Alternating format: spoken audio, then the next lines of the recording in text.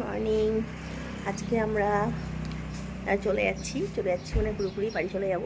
আজকে ট্রেন রাত্রি 6টার সময়।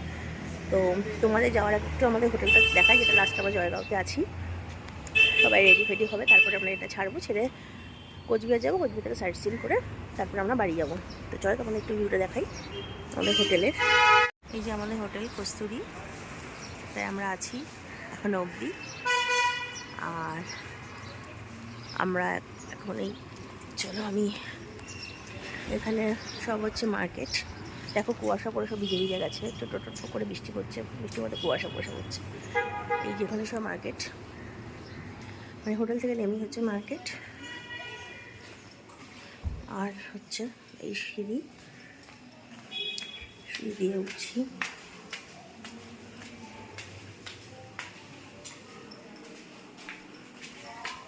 এটা হচ্ছে রিসেপশন।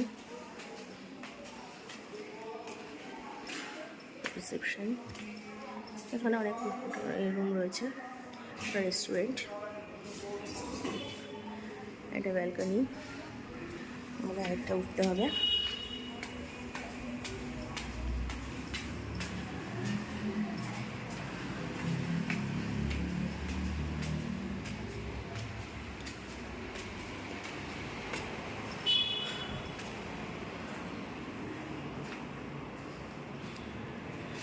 আচ্ছা চলো,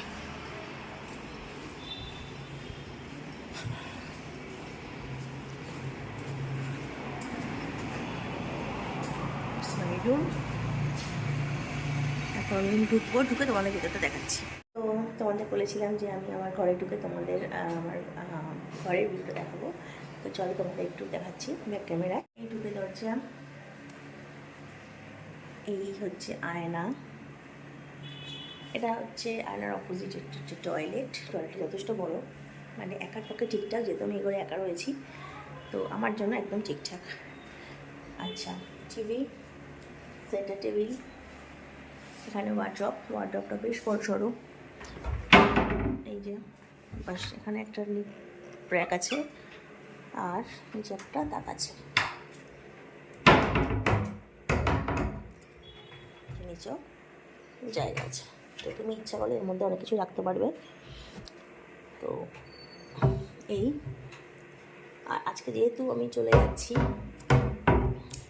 সেহেতু সব কিছুই অগোছালো। আর এই ঘরে আমি একাই ছিলাম, এটা সিঙ্গেল রুম, সেই জন্য সব গোছান গাছান হচ্ছে আর কি। তো এখানে একটা সেন্টার টেবিল রয়েছে ছোটোখাটো। তো এই এখানে লাইট, 4টে লাইটই জ্বলে। লাইটগুলো সুইচগুলোর পাশে রয়েছে।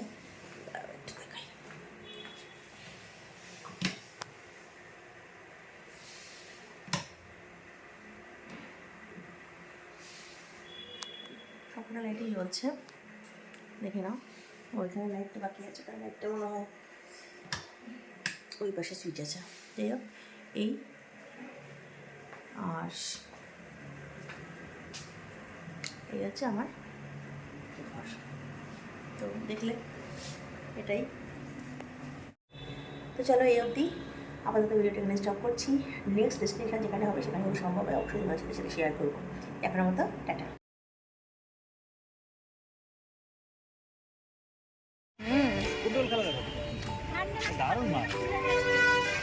সুন্দর বেশ জায়গাটা।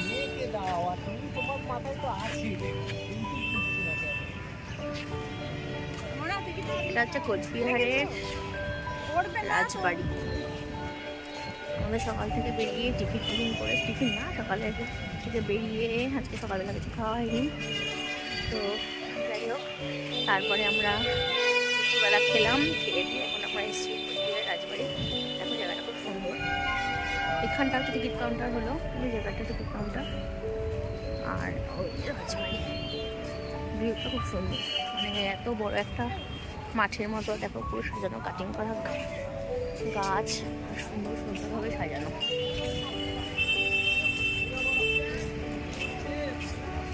চলো সামনে দিয়ে গিয়ে আরো সুন্দর করে দেখাচ্ছে তোমাদের, ক্লোজ থেকে দেখালাম তোমাদের। এটা হচ্ছে কোচবিহারের রাজবাড়ি। কোচবিহারে হয়তো খুব একটা মানে বেশি কিছু দর্শনীয় স্থান নেই, কিন্তু এটা আর মদনমোহনের মন্দির এই দুটোই একমাত্র অন্যতম। তো আমরা সামনের দিকে যাচ্ছি, যদি ভিডিও সম্ভব হয় অবশ্যই ভিডিও করছি।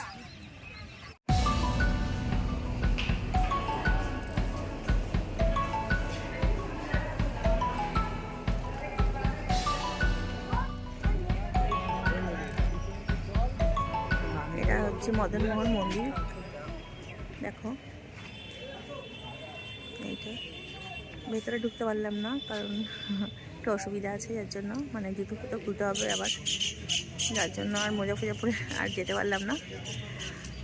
আর প্রচণ্ড ঠান্ডা এখানে, যার জন্য ভীষণ শীত করছে। সকালবেলা দিকে তো ভালো ইয়ে পড়েছিল, হালকা কুয়াশা পড়েছিল, এতক্ষণ অবধিও হচ্ছিল, তবে এখন একটু কমেছে। তো এই যে পুরো পোর্শনটা এরকম।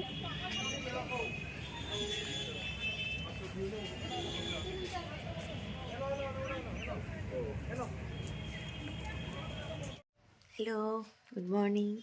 একটু আগে বাড়ি পৌঁছলাম। কালকে ট্রেনে তোমাদের সাথে কথা বলা হয়নি, ট্রেনে কোনো ভিডিও করিনি, কারণ আর ইচ্ছা করছিল না অ্যাকচুয়ালি। তো আমাদের লাস্ট ছিল কোচবিহার রাজবাড়ি, যেটা তোমাদের সাথে শেয়ার করলাম। তারপরে আমরা 6:07 ট্রেন ছিল, তো টাইম মতো ট্রেন এসছে, এবং সেটাতে করে আমরা আজকে 8:45 নাগাদ নামলাম শিয়ালদায়। সেখান থেকে 8:10 বনগাঁ চেপে বাড়ি। তো এই 10 মিনিট হলো এলাম, তো ভাবলাম তোমাদের সাথে একটু ভিডিওটা করে নিই। তো বেশি কিছু বলার নেই, ভালো ঘুরলাম, যা যা করলাম সব তোমাদের সাথে শেয়ার করেছি। এখন একটুখানি মানে ভালো করে ফ্রেশ হয়ে একটু ঘুমাবো, কারণ কালকে থেকে রাত্রে তো এক ফোঁটা ঘুম হয়নি, ট্রেনের মধ্যে স্বাভাবিক ঘুম হয় না। তো এখন একটু ঘুমাবো, একটু খাওয়া দাওয়া করবো, খাওয়া দাওয়া করে ঘুমাবো। সকালে টিফিন এখনও করিনি, কারণ ট্রেনে 8:10 ট্রেন ছিল বলে কেউ আর সেভাবে খাওয়া হয়নি, চাও খাওয়া হয়নি, সঙ্গে সঙ্গে ট্রেন পেয়ে গেছি নেমে। তো এখন একটুখানি ফ্রেশ ট্রেশ হয়ে টিফিন করে তারপর একটু ঘুমাবো। তো যাই হোক, কী করলাম না করলাম সব তোমাদের সাথে শেয়ার করেছি, আশা করি তোমাদের ভালো লেগেছে। তো নেক্সট ভিডিও নিয়ে আবার দেখা হচ্ছে, তো চলো টাটা।